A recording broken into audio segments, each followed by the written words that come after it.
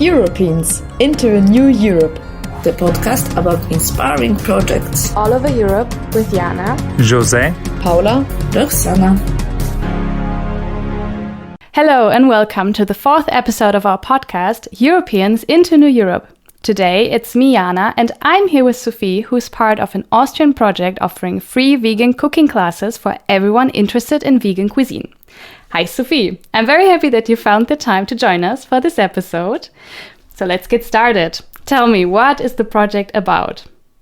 Hey Jana, we are offering, as you said, cooking courses for free, and we're doing vegan stuff, always with a different topic, and we're offering like 5 courses from May to August. And we are 4 students, like university students, who are just interested in vegan cooking and want to show others that it's not as complicated as one might think. Yeah, and when you're with us, we do 3 to 5 different dishes, and at the end we eat them. That's practically all that it's about. And it's very nice and comfy, and it's a very cozy atmosphere. Wow, that sounds so great. I'm especially in for the eating part afterwards. But tell me, how did you come up with the idea of offering free vegan cooking classes? One girl from our group, called Nikki, did a voluntary service in Hungary, and when she came back in Austria, there was this meet up from people who just came back from their voluntary service, and they were told that, there are these solidarity projects which can fund you 500 euros per month for a project that you like, and all that you have to do in a way is be between 18 and 30 years and be at least 5 people to do the project. And she jokingly said to another one that was there, I think I'm gonna make a vegan cooking course. And over half a year it really developed into the idea of doing it, and we just managed to get together and find some people that are interested. And so Nikki handed it in because you have an online formula that you have to do. And afterwards, we just waited to get the permission to start. Wow, that's such a cool journey. Tell me, how did you come up with the idea of cooking vegan food?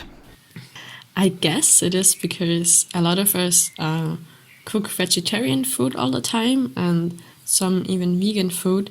And then we thought that there are a lot of stereotypes concerning vegan food, saying it's very complicated, it's very expensive, and it may not even taste as good as dishes with meat and dairy. So we thought that might be a nice idea, and it's something we all like to do. So we really like to cook and share recipes and be with people. So it really connects all of our interests. That's so cool that you all share the same interest in cooking vegan food. Did you already know each other before starting the project? And maybe did you already started cooking vegan food before the project? I believe that not all of us knew each other beforehand, and we never ever cooked before together. We handed in the project without meeting, I think, more than 3 times. So that was quite funny. But me and Nikki, we lived together, and some of us were in school together, and I was doing theater stuff with another group member. But it's not really like we knew each other beforehand. Okay, but it's so cool that you still came together as a group and started this project. I mean, it's still very, very nice to meet new people and do something very cool and so exciting. I mean, planning a project is quite a lot of stuff you have to remember, have to focus on. So how did the project go on when you got the permission from the European Solidarity Corps that you could do the project? How was all the planning? When you hand in your application for the Solidarity project, you have to say in which time frame you want to do it. So it needs to be at least for 2 months, but also could be 12 months.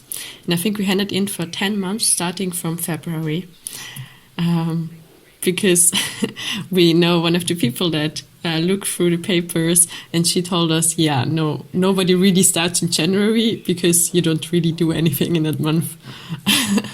So we got together in February and wanted to organize stuff, but we then found out that it's really stressful in a way to organize this project. You also have to not only set the date from which month to which month you want to get the funding, but also have more or less some deadlines when you want to have finished which part.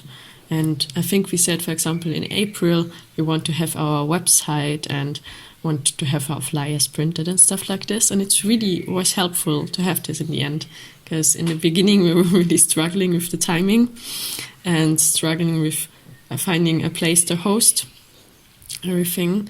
And although you get 500 euros a month, which is a lot, in the end it didn't seem like that, because we spent the majority on the rent for the room.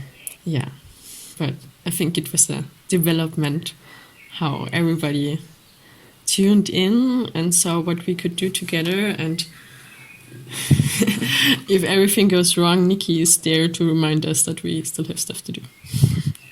Well, yeah, I guess it's so much to do, because I mean, I think you're all new in like planning a whole project like this and becoming like a team as people who didn't really know each other before. But I mean, still, you did it. You already had your first cooking class. Tell me, how was it? How was the experience? It was really, really nice. It was so cool. When people ask me this question, I'm always not so sure what to say, because it was so much going on, because we were there for, I think, 5 hours. In the end, even more, because we had to pack up. But it was, it was really great. The people were so friendly and everything went to plan. So we were really finished at 3 p.m. when we should leave the kitchen. It was wonderful. Everybody was so nice. The food tasted amazing. And yeah, it was a really nice atmosphere. Oh, so nice. I'm so happy for you that this really go almost as like planned, I guess. What exactly did you cook? I'm very interested in the vegan food right now. We made 3, let's say, salty dishes and 3 sweet dishes. So at first we made a tofu scramble, like you would do an egg scramble, and omelette with kind of a dough mixture, and then 2 or 3 types of hummus. And then afterwards we had a round of eating, and everybody gets to try everything before going back to work and doing banana pancakes and waffles and porridge. And then we ate again. So there was a lot of eating that day. But it sounds so tasty. Oh my gosh. I wish I would have been there. And how many people came and how did they perceive it? Like, which feedback did you get after that?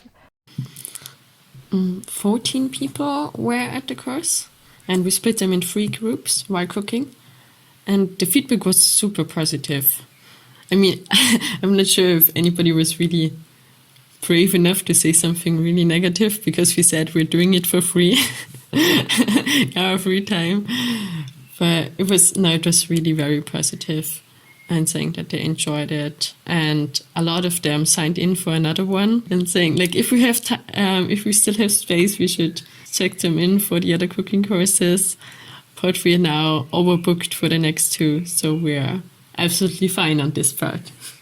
Wow, you're already overbooked for the next 2 cooking classes. That is amazing. I mean, that's really great if you know that people want to come to your cooking classes, and they even, like, I mean, it's even overbooked. How many places do you have in total to offer? We have planned to take in 15 people for each cooking class. We might overbook to 18 or something, but more than that is probably a bit tricky also in the kitchen, space-wise. Yeah. But in the end, it's going to be a lot of people who cooked a lot of vegan food. Yes, right. Oh, that sounds so cool. What I was also thinking about is the topic of sustainability, because I mean, when you cook for so many people, you always have to think about, okay, how much food do we need? How much do we have to buy beforehand?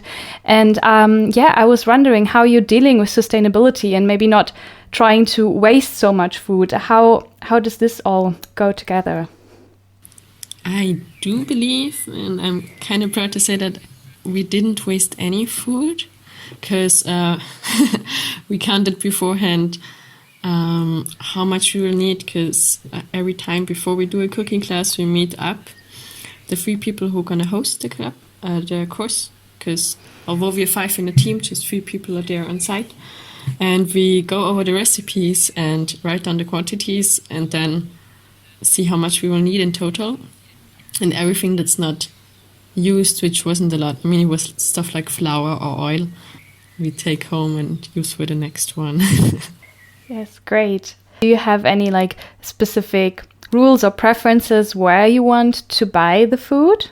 Like, do you focus on like just going to the supermarket or go trying, I don't know, to the farmer's market or something like this? Time-wise, it's just not really possible to do that because we are there at 8 in the morning to go shopping. And last time we just went to a local supermarket on site. And we actually talked about the sustainability topic then in our group concerning the first cooking course, but we said although it might be nice to focus on that, and we thought about rescuing food and so on, it's a lot of organizing and a lot of time that goes in the organizational part. So we are kind of lacking the resources and thought maybe for another project, but for this we're okay that it's not really our focus, but we're trying to offering a free cooking class for 15 people, and buying all the ingredients and stuff. So what I want to say is it's not our focus, although we'd like to implement it, but we're okay with it at the moment. Yeah, I mean, you're like at the beginning of the project, so maybe at some point it will be possible to maybe focus on that more, maybe not. I mean, you're only 5 people who organize it and you're not doing that full time. I think that's definitely okay because, I mean, you're all students, so it's already so amazing that the cooking classes are free and they are also focusing on vegan food, which is really nice. I was also wondering if other people can support your project in like, I don't know, money-wise or social media advertisement kind of stuff, or how is this any kind of possible? Or I think actually it would be quite nice if people follow our Instagram channel. Yes, of course. Drop the name. It's called, as everything is in German, it's called vegankochen.wien. So that translates to vegancooking.vienna. Yeah, you can follow us there and see your beautiful pictures. And it would be quite nice to spread the message in this way and maybe tag us somewhere to spread the word. Yeah, that would be lovely. Yes, of course. So we will also put the name of your Instagram account in our podcast description, so everyone who is listening to the podcast right now can check them out and know how it's written in German. Do you actually know how the people who came to the cooking classes or who are coming to the next cooking classes, how did they like find out about you? Did they find out about social media, or do you know some people who are already coming? How does this work? A few people who come to our classes are friends that we invited, just because it's also nice to show the people we're hanging out with what we're doing. But also a lot of people come through WhatsApp and Signal groups, and so diverse messenger groups that we posted it in, but also email distributors and flyers that we spread all over the city are part of the advertisement. We still have a lot of flyers to give. But to be honest, I designed them, so I'm kind of proud of how they look. Okay, cool. When people saw you on social media or heard about you through the messenger groups and so on, how can they sign up for the cooking courses? The best way is to go to our website then. Yeah, because also we have all the recipes that were used on the website, if anybody wants to try them. Yeah. And through the website we have a sign up link in a way. It's like one of those Google links where you just write your name and your email address and how much experience you have or which allergies you have. And then you're signed up for the class. And we also know what to look out for because we don't know what allergies you have. So please really do that. Or what you wish for, because actually one person once wrote, yeah, she would like to know about the sustainability aspect. And then we got to talk about it in our group and so, yeah, we're not focusing on it now, but we could improve that in the future. Okay, nice. So it's really easy to register for the cooking classes. How, I mean, you already kind of answered that question, but I still want to ask it. How can we stay in touch and get news about the project? As we just have 2 channels where you can find information, which are the Instagram channel and our website. I would direct you towards those. Because also on the website, you also get the updates. And even, not everybody has Instagram, but you get the updates on where, if it makes sense to still sign up for some courses, because as I said, some are overbooked, but the last 2 aren't, so please just come. And what's going on, and yeah, find out the recipes. I think the recipes are the best part of the website, to be honest. So everyone can have this vegan cooking experience at home with the recipes, which is really nice. Absolutely. And they're all kind of easy, so it's not like you need some specifically vegan things to do the recipes.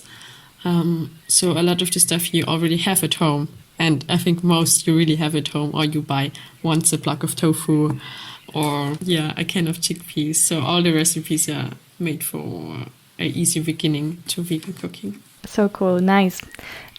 So tell me, when will be the next cooking classes, or the next 2 cooking classes maybe? Oh, the next one is next week on Saturday, the 28th of May. And the third one is on the 18th of June.